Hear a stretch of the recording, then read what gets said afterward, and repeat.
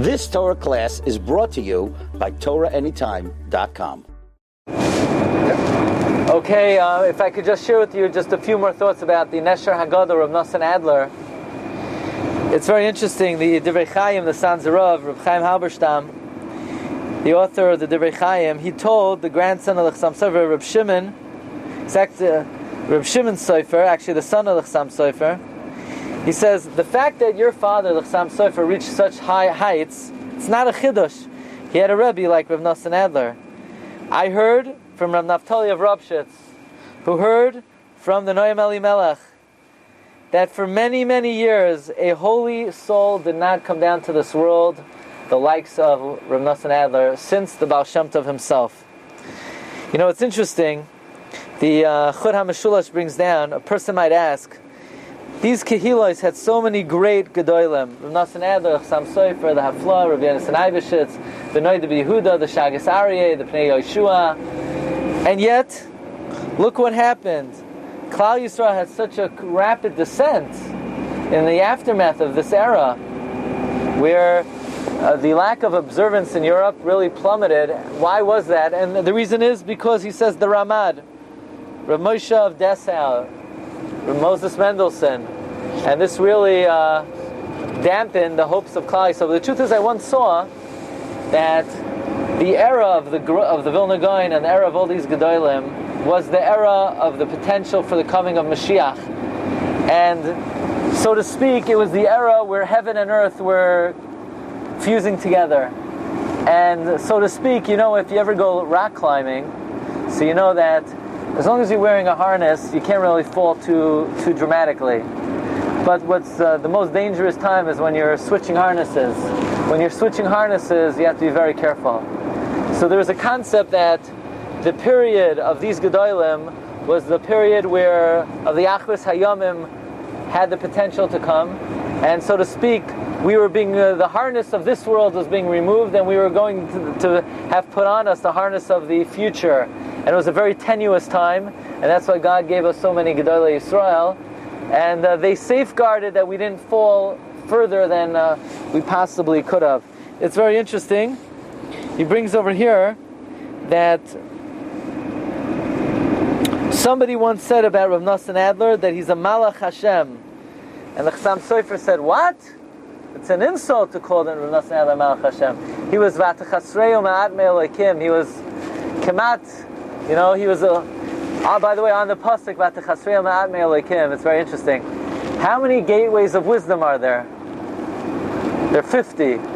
How many Panim LaTorah are there? 70. How many years did Moshe Rabbeinu live? 120. Why? Shivim Panim LaTorah, 50 gateways of wisdom. And that's why toward the end of his 120th year, he was being summoned already, because even Moshe Rabbeinu did not have the full 50th gate. So, I want to share with you something quite remarkable, and that is, Rav Nosson Adler said, from the day that his seichel kicked in, he never forgot anything he learned. And that is the reason why Rav Nosson Adler did not write down his Chidushei Torah.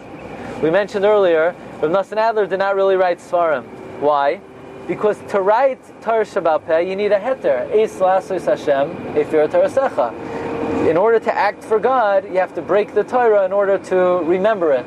So we're allowed to write down in order to remember. But Rav Nosson Adler didn't have the need to remember. He remembered everything, and therefore he didn't write down. That's why in his personal Svarim, he didn't sometimes even make footnotes. He would make little nekudos, little dots.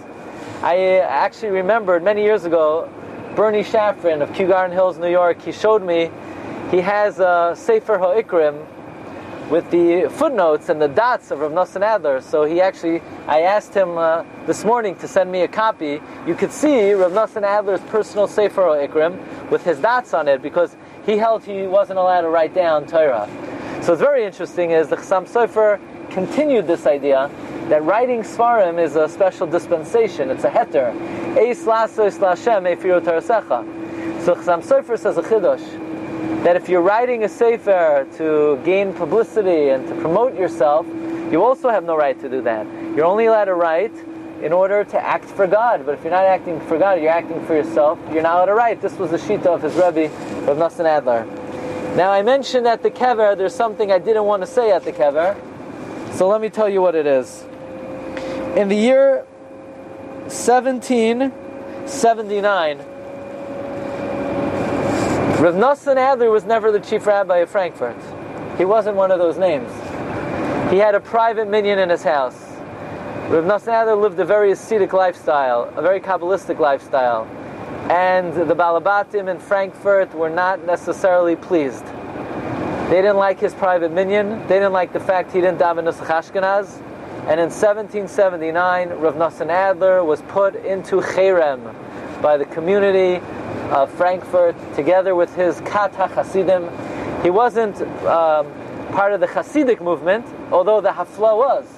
What's very interesting is, even though the Hafla was the Talmud of the Maggid, he was able to remain a rabbi of an Ashkenazic community. He knew how to balance.